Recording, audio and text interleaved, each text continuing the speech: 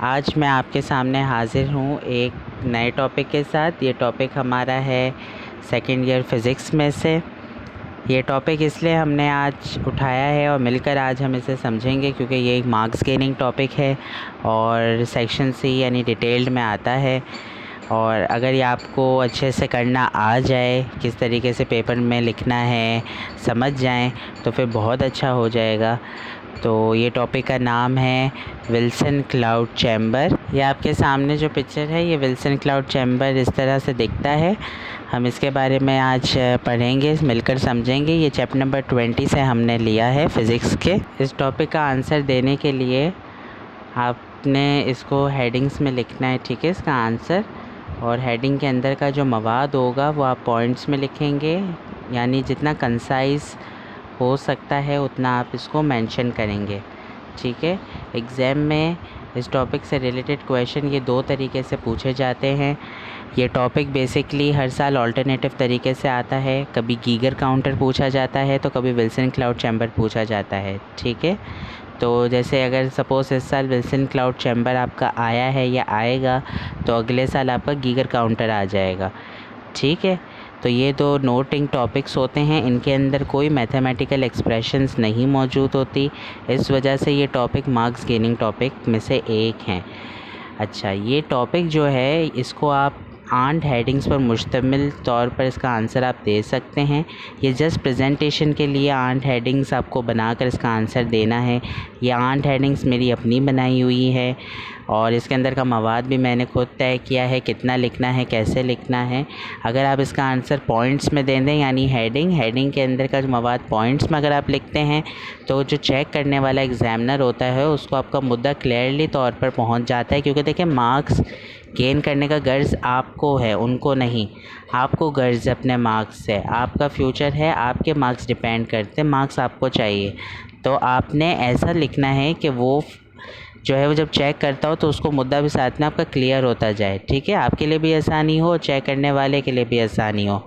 इस टॉपिक के अंदर 2 फिगर्स आपको नज़र आएंगी, एक चैम्बर की खुद की है और इसके अलावा जो है वो एक और है जो बहुत आसान सी डायग्राम है।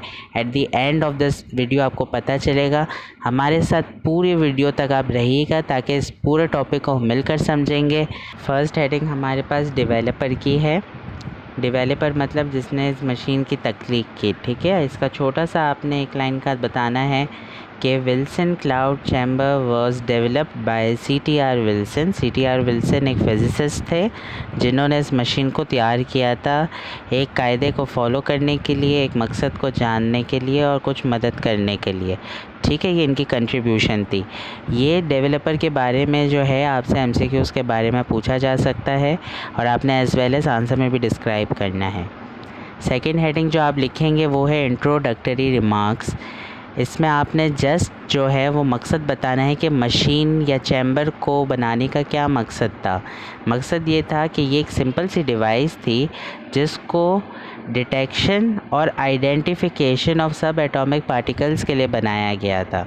डिटेक्शन यानी जांच करना, आइडेंटिफिकेशन यानी उनके बारे में जानना, यानी ये किस तरीके से पैदा हुई, आपको मौसूल हुई और इनका क्या नाम है, कौन सी पार्टिकल अंदर चैम्बर में रह गई, कौन सी खारिज हो गई।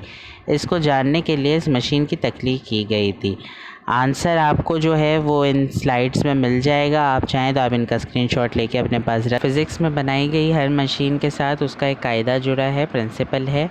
तो ये प्रिंसिपल आपने मेंशन करना लाजमी है ताकि आपके अच्छे मार्क्स गेन हो और आपका मुद्दा भी क्लियर हो। प्रिंसिपल कहता है कि इसको ऐसे कायदे पे बनाया गया जहाँ पर सुपर सैचुरेटेड वेपर्स कंडेंस होते हैं आयंस में या डस्ट पार्टिकल्स में, ठीक है। यानी यहाँ पर जो है वो सुपर सैचुरेटेड वेपर्स का एक नेचर बताया है कंडेंसेशन प्रोसेस के अंडरगो रिएक्शन के अंदर, जहाँ पर ये सुपर सैचुरेटेड वेपर्स आयंस और डस्ट पार्टिकल्स में कन्वर्ट हो जाएंगे। अच्छा, कंडेंसेशन यहाँ पे एक ऐसा वर्ड है, कंडेंस लिखा है, कंडेंसेशन से निकला है। कंडेंसेशन एक ऐसा प्रोसेस होता है जिसके अंदर गैस लिक्विफाई होती है, यानी गैस के पार्टिकल्स लिक्विफाई होते हैं, वेपराइज हो जाते हैं। सब एटॉमिक पार्टिकल्स जो आपको इसके इंट्रोडक्टरी रिमार्क्स में एक वर्ड नज़र आया था सब एटॉमिक पार्टिकल्स, उसका मतलब बेसिकली होता है रेडियो एक्टिव पार्टिकल्स, ठीक है। यानी ऐसे एलिमेंट के पार्टिकल्स जो अपने अंदर रेडियो एक्टिविटी पजेस करते हो, रेडियो एक्टिव रेज रखते हों, ठीक है। अच्छा, अब आपके पास जो ये विल्सन क्लाउड चैम्बर है, इसका इसके बाद प्रिंसिपल के बाद आपने कंस्ट्रक्शन की हेडिंग डिफ़ाइन करनी, ठीक है। लेकिन राइट इन पॉइंट्स मैंने लिखा है तो आपने इसे पॉइंट में लिखना है। आप चाहें तो आप इसको वैसे लिख सकते हैं पैराग्राफ में, क्योंकि ईजी टू लर्न है, आप समझने में भी ईजी है, आप चाहें तो लिख सकते हैं। लेकिन एक वजह है जिस वजह से मैं कहता हूँ कि इसको पॉइंट्स में मेंशन करें तो बेहतर है, इसको भी और गीगर काउंटर को भी, ठीक है। सबसे पहला पॉइंट हमें कहता है कि इस चैम्बर के साथ एक ग्लास टॉप लगा हुआ है, ठीक है। एक ग्लास की प्लेट अटैच है ऊपर की साइड पे, वो जब आप फिगर देखेंगे मैं फिगर में भी समझा दूंगा, यहाँ मैं आपको वर्बली भी पढ़ते हुए समझा रहा हूँ। ग्लास टॉप मौजूद है और एक पिस्टन मौजूद है। ये पिस्टन जो है वो मूवेबल पिस्टन है, यानी आप कह सकते हैं इसको फ्रिक्शन लेस पिस्टन है, जो रगड़ के बगैर है, यानी अप साइड डाउन साइड ये जा सकता है। इसको रखने का मकसद ये था कि इसके चैम्बर के अंदर मौजूद जो भी प्रेशर है वो खारिज हो जाए, निकल जाए। प्रेशर की हमें ज़रूरत नहीं है, ठीक है, ना ही हमें हीट की ज़रूरत है, ठीक है, क्योंकि इसकी जो चैम्बर की सराउंडिंग है वो बेसिकली ए डायबिटिक प्रोसेस पे बनाई गई है। ए डायबिटिक प्रोसेस एक ऐसा प्रोसेस होता है जिसके अंदर सिस्टम की सराउंडिंग के अंदर किसी भी किस्म के प्रेशर, टेम्परेचर इन्वॉल्व नहीं होती। चैप्टर नंबर 11 थर्मोडायनामिक्स हीट के चैप्टर में ए डायबिटिक प्रोसेस के बारे में बहुत अच्छा डिफ़ाइन है। आप चाहें तो आप ए डायबिटिक प्रोसेस के बारे में वहाँ से पढ़ सकते हैं, मैंने आपको उसका एक ओवरव्यू दे दिया है, ठीक है। तो क्या होता है, ग्लास की विंडोज़ अटैच होती है। ये ग्लास की विंडोज़ चैम्बर के अंदर मौजूद सूरत हाल को मॉनिटर के लिए मौजूद होती है। ये एक दूसरे से ओपोजिट होती है, ओपोजिट यानी up side down side direction में लगाई जाती है, लेफ़्ट राइट में लगाई हुई होती है। इस चैम्बर के अंदर एक लिक्विड भरा होता है जिस लिक्विड का नाम अल्कोहल है। अल्कोहल वॉलेटाइल नेचर का होता है, यानी सुपर सैचुरेटेड नेचर का होता है।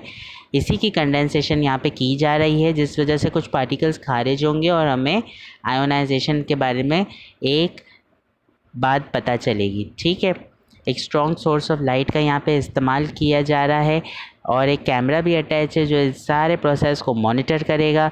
इसके अलावा जो लाइट है वो हमें बताएगी कि कौन से पार्टिकल्स अंदर से निकल रहे हैं और वो क्या अपनी एक्टिविटी कर रहे हैं। सुपर सैचुरेशन का मतलब बेसिकली यहाँ पे होता है ऐसे पार्टिकल जो हाई कंसंट्रेशन में हो या ज़्यादा वेपर्स निकल रहे हो, ठीक है। तो ये हमारी कंस्ट्रक्शन थी। अब आप इसकी फ़िगर देखेंगे, फ़िगर में मैं आपको मज़ीद बता देता हूँ।